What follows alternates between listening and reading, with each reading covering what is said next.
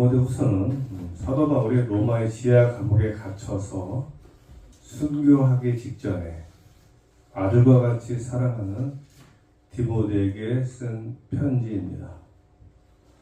바울은 자신이 로마의 감옥에서 디모데에게 편지를 쓸 때 자신의 죽음이 얼마 남지 않았다는 것을 알고 있었어요. 그래서 오늘 본문 6절을 보면 바울이 이렇게 고백합니다. 전제와 같이 내가 벌써 부어지고 나의 떠날 시각이 가까웠도다. 전제는 제단 위에 올려진 제물 위에다가 붓는 일종의 제주, 제사 드릴 때 붓는 술을 의미합니다. 그리고 제물 위에 제주를 붓는 행위는 희생제사의 마지막 의식으로서 바울 자신이 희생적 순교를 당할 것을 의미한다는 것이죠. 그래서 바울은 빌립보 교회 성도들에게 편지할 때도 이렇게 고백합니다. 만일 너희 믿음의 제물과 섬김을 위해 내가 나를 전제로 드릴지라도 나는 기뻐하고 너희 무리와 함께 기뻐하리니. 바울은 자신이 전제로 희생 제물로 드려질지라도 성도들의 믿음과 섬김을 위해서 기뻐하겠다는 거예요. 그러니까 모든 목회자들의 마음이 이렇지 않을까 했습니다. 그래서 오늘 본문의 말씀은 바울이 자신의 죽음이 임박하였음을 예견하고 자연적으로 죽는 것이 아니고 순교의 죽음이죠. 남은 생명을 그리스도와 온 교회를 위해서 산 제물로 순교의 제단에 바치겠다는 결연한 의지의 표현인 것입니다. 즉 자신의 남은 생명을 예수님과 온 교회를 위해서 전제와 같이 산 제물로 순교의 제단에 바치겠다는 말이죠. 그래서 자신의 생명이 얼마 남지 않았다고 고백합니다. 나의 떠날 시간이 가까웠도다. 그러면서 아주 간절하고 강력하게 디모데에게 편지를 하는 거예요. 유언과도 같은 그런 말인데요. 1절 말씀, 하나님 앞과 살아있는 자와 죽은 자를 심판하실 그리스도 예수 앞에서 그가 나타나실 것과 그의 나라를 두고 엄히 명하노니. 바울은 디모데에게 엄히 명령한다라고 말을 합니다. 그것도 그냥 엄히 명령하는 정도가 아니라 하나님 앞과 예수님 앞에서 엄숙하게 명령한다고 말하고 있어요. 그래 디모데에게 엄히 말하는 바울의 심정이 얼마나 절박하고 간절한지 알 수가 있습니다. 사실 사람들은 죽음을 앞두고는 누구나 가장 진지해지죠. 그죠? 죽음 앞에서는 죽는 사람도 진지해지고 죽음을 보는 사람도 진지해집니다. 그래서 유언이라는 것을 하지 않습니까? 인생에서 가장 진지한 순간이 그 사람이 죽을 때가 아닌가 싶어요. 지금 바울의 심정이 바로 이러한 심정이라는 것입니다. 그렇다면 바울은 도대체 디모데에게 무슨 말을 하고 싶어서 서론에 이렇게 하나님과 예수님의 이름을 들먹이면서 아주 절박하게 간절하게 말을 하고 있을까요? 로마의 지하 감옥에서 죽음을 앞둔 바울이 도대체 무슨 말을 하고 싶어서 이렇게 엄히 명한다고 말을 하고 있을까요? 2절 말씀을 우리 함께 봉독해 볼까요? 2절 말씀 시작. 너는 말씀을 전파하라. 때를 얻든지 못 얻든지 항상 진수라. 범죄의 우리의 청문과 가르침으로 경책하며 경계하며 권하라. 오늘 바울이 디모데에게 간절하게 절박하게 말하고 싶은 것은 바로 이 두 가지예요. 먼저 너는 말씀을 전파하라. 때를 얻든지 못 얻든지 항상 힘쓰라. 사실 바울에게 있어서 이 말씀을 전하는 것은 그의 인생의 전부였죠. 그죠? 삶의 전부였어요. 바울의 삶의 목적이었어요. 바울은 예수 믿는 사람이 아니었어요. 그죠? 우리 예수 믿는 사람을 핍박하고 심지어 예수 믿는 사람을 잡아 죽이는데 앞장섰던 사람. 이런 사람이 예수님 믿고서 완전하게 변했습니다. 사도 바울은요, 세상적으로는 지위도 있었고, 가문도 좋고, 배운 것도 많고, 탁월하고 아주 훌륭했던 사람이었어요. 그랬는데 이런 사람이 예수 믿는 사람을 핍박하다가 예수 믿고 나서 이제 완전히 바뀌었습니다. 그의 온 삶을 다 예수님께 바쳤죠. 그래서 텐트를 만들어 가면서 그걸 팔고 유럽을 다니면서 많은 사람들에게 복음을 전했던 그러한 사람이었어요. 바울은 자신이 세상에 많은 것들을 가지고 있었지만은 이 모든 것을 다 포기하고 자기 말처럼 배설물로 여기고 복음을 가장 귀한 것으로 여겼던 사람이죠. 그리고 이 귀한 복음을 온 세상에 전하기 위해서 친히 텐트를 만들어 그것을 팔아가지고 먹고 살면서 복음을 전했던 사람입니다. 그렇다고 바울에게 복음을 전하고 다님으로 말미암아서 하나님의 사랑을 받아서 세상에서 말하는 복된 삶을 산 것도 아니에요. 그냥 예수 믿는 사람 정도로만 살아갔으면 얼마든지 편안하고 안락하게 살아갈 수 있는 그런 사람이었지만 이 모든 것을 다 포기하고 오직 복음만을 전하고 다님으로 말미암아서 말로 표현할 수 없는 고난과 고통을 당했던 사람. 그리고 지금도 여전히 복음을 전하고 다니는 이유 하나만으로 로마의 지하 감옥에 갇혀서 온갖 고통 속에 지내다가 이제 결국은 죽을 날만 기다리고 있는 그러한 사람이었습니다. 그럼에도 불구하고 지금 바울은 디모데에게 이 복음을 전파하라고 말하고 있어요. 이 복음이 얼마나 귀하고 가치가 있고 소중한 것인지 바울은 알고 있었기 때문에 그런 아주 처참한 참담한 상황 가운데서도 바울은 복음을 전파하라고 이야기하면서 복음을 어떻게 전파하라? 때를 얻든지 무엇 얻든지 언제나 한결같이 늘 항상 힘쓰라고 증거하고 있습니다. 이런 면에서 우리가 전도하는 것은 당연한 것이죠. 근데 이제 시대가 많이 변해서 전도하기 참 어렵습니다. 그죠? 전도하기 얼마나 어려운지 몰라요. 근데 저는 뭐 예전부터 생각해 왔지만 가장 좋은 전도는 뭔가 하면 관계 전도예요. 내 주변에 내 가족 중에 형제 중에 내 친구 중에 예수 믿지 않는 사람들에게 복음을 전하는 것. 내가 정말로 예수 믿는 사람이라면 이 복음이 얼마나 귀하고 가치가 있는지 우리가 알고 있어요. 이 복음을 믿어야지만이 우리가 구원을 받고 천국에 갈 수가 있습니다. 가장 근원적인 것이죠. 본질적인 것입니다. 그러나 더불어서 우리가 복음으로 인해서 우리의 생각이 바뀌고 사고가 변해서 우리의 삶이 달라진다는 거예요.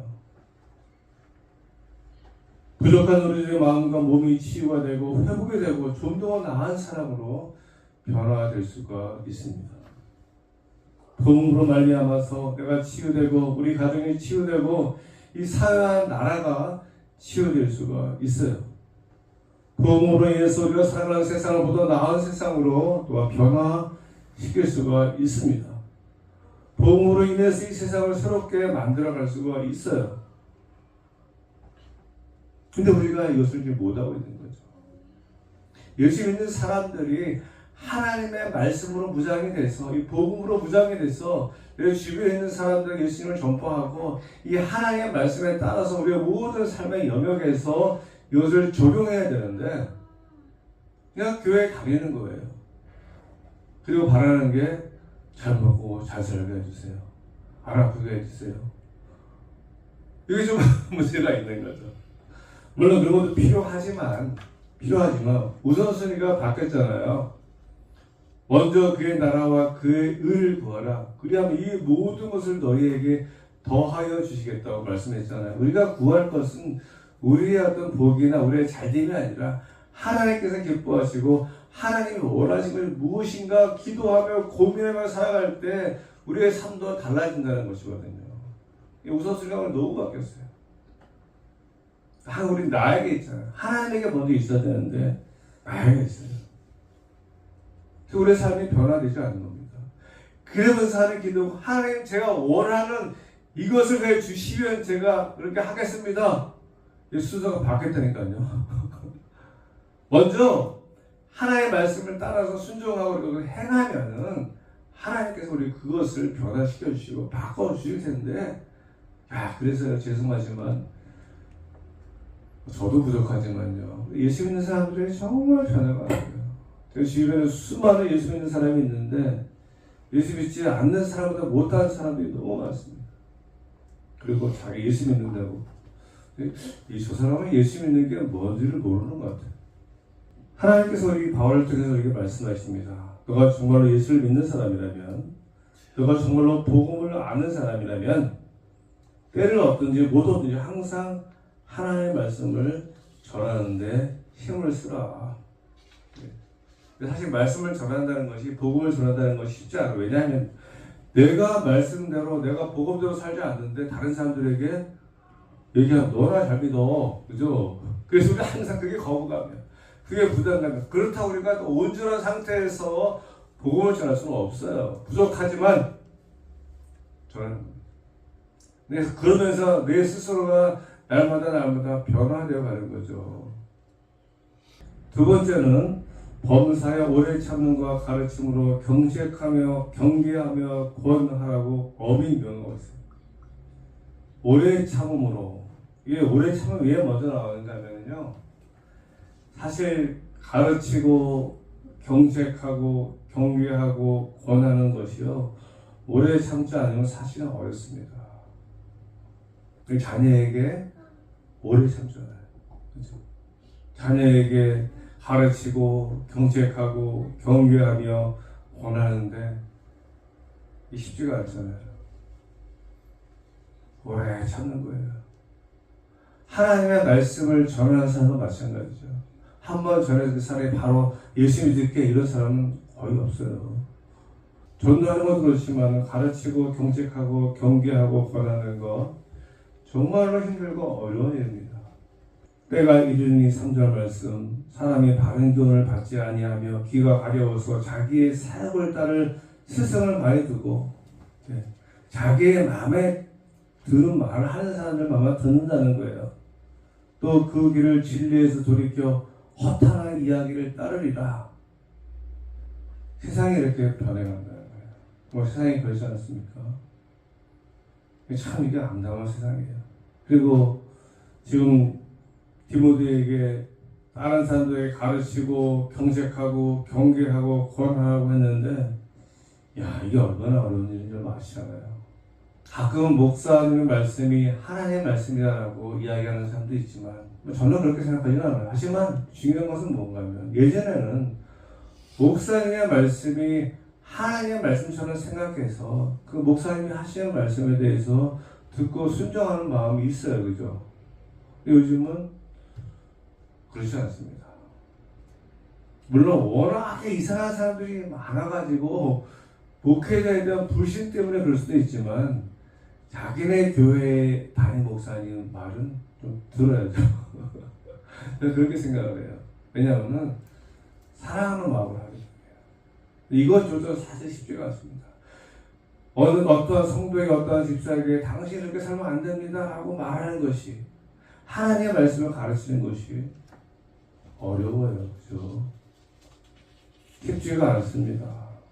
근데 정말로 훌륭한 교회는 오늘 사도 바울이 디모데에게 이야기하는 것처럼 그 교회 안에서 가르침과 경책과 경계와 권함이 있는 교회가, 이런 교회가 정말 훌륭한 교회죠. 사실은 이제 아무리 그래도 목사가 개인적으로 이렇게 말하는 건 정말 힘들어요.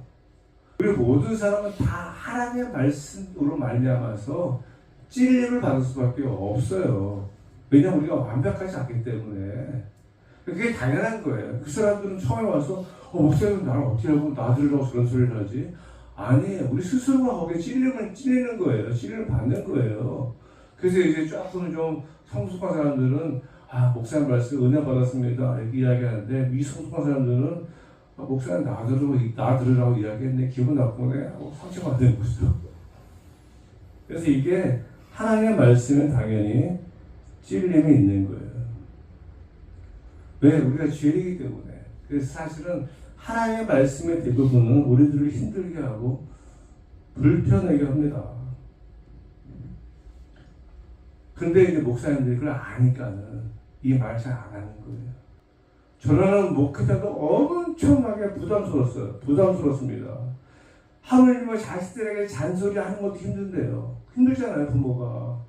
근데 목회자가 성도들에게 오늘 말씀을 들고 준비하는데 이 말씀을 하려니까 너무 힘든 거야. 나도 부족하지만은 이것을 듣는 성도들이 얼마나 기분 나빠할까, 얼마나 불편할까. 그러니까 말을 못하는 거예요. 근데 이 정말 이 하나님의 말씀이 살아서 그냥 막 이 모든 말씀이 전파되는 교회는 정말로 훌륭한 교회죠. 저는 우리 오전교회가 이런 교회가 되기를 바랍니다. 그냥 우리 안에서 각성이 일어나는 거예요. 그래서 변화가 일어나는 거예요. 맨날 듣기 좋은 말만 하고 위로하고 힘을 주고, 제가 가끔 드린 말씀은 온실 속에 화초 뺏게 되죠. 그냥 야생에서 자라는 야생화가 돼야 되는데 온실 속에 화초가 되어버리니까 교회에서 세상에 나가서 힘을 발휘하지 못하는 거죠. 강한 분사로 하나님의 말씀을 강하게 키워줬으면 정말로 성숙한 사람이 되고 하나님의 사람이 되어서 이 세상에 살아가면서 믿음으로 살아가는데 그냥 맨날 위로받는 말, 지지해주는 말, 힘을 얻는 거, 너무 은혜 받았어요, 너무 좋았어요. 근데 세상에 나가면은 아무런 영향력을 발휘하지 못하는 거예요. 오늘 마지막 말씀, 바울이 디모데에게 5절 말씀인데요. 그러나 너는 모든 일에 신정하며 고난을 받으며 전도자의 일을 하면 내 직무를 다하라. 디모데에게 고난을 받으며 전도자의 일을 하면 내 직무를 다하라고 이야기하고 있어요. 쉽지 않은 거죠, 그죠? 제가 그래서 목사로 살아보니까는 제가 우리 아들들에게 너 목사야 이 말 참 못하겠다. 인간적으로 그래요. 인간적으로. 어쩔 수 없어요. 이 목회자의 길은 정말로 고난의 길입니다. 먹고 사는 그 고난도 아니고요. 이 마음이 얼마나 힘든지 몰라요. 하나님과 자기 자신과의 관계에서도 그렇지만 하나님과 자기 자신의 관계에서 내가 목사로 살아가는데 나의 부족함과 허물을 말미암아 힘들죠. 뻔뻔할 수가 없어요. 그리고 사람들과의 관계에서도 마찬가지잖아요. 내가 목사로 살아가는데 목사처럼 살아가야 되는데 그게 또 쉽지가 않습니다. 생계에는 별 의미가 그게 그렇게 힘들지 않아요. 돈 못 벌면 나가서 노가다 뛰는지 다른 거 하면 되잖아요. 근데 이런 어떤 마음적인 것은, 정신적인 것은요, 쉬운 게 아니에요. 근데 바울이 사도가 이걸 모르겠습니까? 자기가 한평생 이렇게 살았잖아요. 전도자의 삶을 살면서 숱한 고난과 죽음의 순간을 경험하고 많은 사람들부터 배신과 아픔을 경험하고, 하지만 네가 전도자의 삶을 살기 위해서는 고난받는 것이 당연하다. 고난받는 게 당연한데 중요한 결론이 있습니다. 7절과 8절 함께 합박합니다. 7, 8절 시작. 나는 선한 싸움을 싸우고 나의 달려갈 길을 마치고 믿음을 지켰으니 이제 앞으로는 나를 위하여 의의 결과를 이루게 되었으므로 주 곧 의로우신 재판장이 그날에 내게 주실 것이며 내게만 아니라 주의 나타나심을 사모하는 모든 자에게 노리라. 아멘. 선한 싸움을 싸운다 얘기죠. 선한 싸움. 지금 사도 바울이 싸우는 건 선한 싸움이라는 거예요. 자기가 순교당할 위기에 있고 고난당하고 힘든 모든 것들은 선한 싸움이라는 거예요. 악한 싸움이 아니야. 싸움도 선한 싸움이 있고 악한 싸움이 있어요. 자기의 어떤 이익과 자기의 감정을 컨트롤하지 못하는 싸움이 아니라 하나님께서 원하시고 하나님 이루시고자 하는 그 뜻을 위해서 싸우는 건 선한 싸움이죠. 바울은 자기 선한 싸움을 싸우고 나의 달려갈 길을 마치고, 달려갈 길은 복음을 위해서 내가 하나님의 복음을 위해 평생 살아가는 거, 믿음을 지켰으니, 그죠? 이제 후로는 뭐가 있다고요? 나를 위하여 의의 면류관이 예비되어 있으므로. 이게 중요하다는 거예요. 주 곧 의로우신 재판장이 그날에 내게 주실 것이며, 바울 자신에게 주실 것이며, 더 나아가서 내게만 아니라 주의 나타나심을 사모하는 모든 자에게 되니라. 중요하죠. 이 땅에서의 삶은 잠깐 스쳐 지나가는 세상이지만 우리는 저 땅에서 영원히 살아갈 사람, 의의 면류관을 향해서 우리가 이 땅의 것을 얻기 위해서 아둥바둥 막 싸우는 것이 아니라 하나님께서 기뻐하시고 원하시는 것이 무엇인지 우리가 기도하면서 그러한 삶을 살아가는 것이 나중에 의의 멸류관. 그래서 이 땅의 상급을 위해서가 아니라 이 땅에 하나님 말씀하시길 너희가 이 땅에 재물을 쌓아두지 말고 하늘의 재물을 쌓아두고 말씀했잖아요. 이게 사실 우리 예수 믿는 사람들의 삶의 과정이에요. 삶의 여정이고. 근데 우리 여전히 예수 믿으면서도 이 땅에서의 복을 추구하면서 그냥 그렇게 살아가니까는 세상 사람들이 인정하지 않는 거죠. 이 땅에서의 복은 우리가 막 그냥 막 미친 사람들 쫓아서 얻는 것이 아니고 하나님의 것을 추구하다 보면은 하나님 주시면 감사하고요. 하나님 주시는 분복만큼만 받아 누리면 되는 거예요. 우리가 추구하는 것이 아니라 우리가 쫓아가는 것이 아니라 하나님 주시는 대로 받는 거예요. 감사하는 거죠. 그리고 주신 것을 또 통해서 우리가 더 선한 일을 하고요. 그것이 우리의 삶의 가치고 우리의 삶의 보람이어야 되는데 그냥 세상 사람들처럼 세상 것을 얻기 위해서 살아가는 사도 바울이 다시 한번 우리에게 말씀하는 그의 아주 같은 디모데에게도 이야기하는 거예요. 너희가 어떤 삶을 살아야 할지에 대해서 무엇을 추구하며 살아야 할지에 대해서 우리 오정교회가 그런 교회가 되고 그런 성도가 되면은요, 야 정말 하나님 얼마나 기뻐하실까. 저부터도 마찬가지지만 그런 보여드리고 싶어. 저 여러분 기도하고 그러한 교회와 그러한 성도가 되기를 간절히 소원합니다. 기도하겠습니다. 하나님 아버지 감사합니다. 오늘 말씀하신 것처럼 바울이 죽음 직전에서도 정말 이 복음을 위해서 디모데에게 부탁하는 것처럼 오늘 우리도 하나님의 뜻, 하나님의 말씀, 하나님께서 원하시는 것들을 이루어줄 수 있는 우리 교회와 성도가 되게 하여 주시고 우리가 우리의 삶의 큰 가치와 긍지와 보람이 되게 하여 주옵소서. 감사드리오며 예수님의 이름으로 기도드렸습니다. 아멘.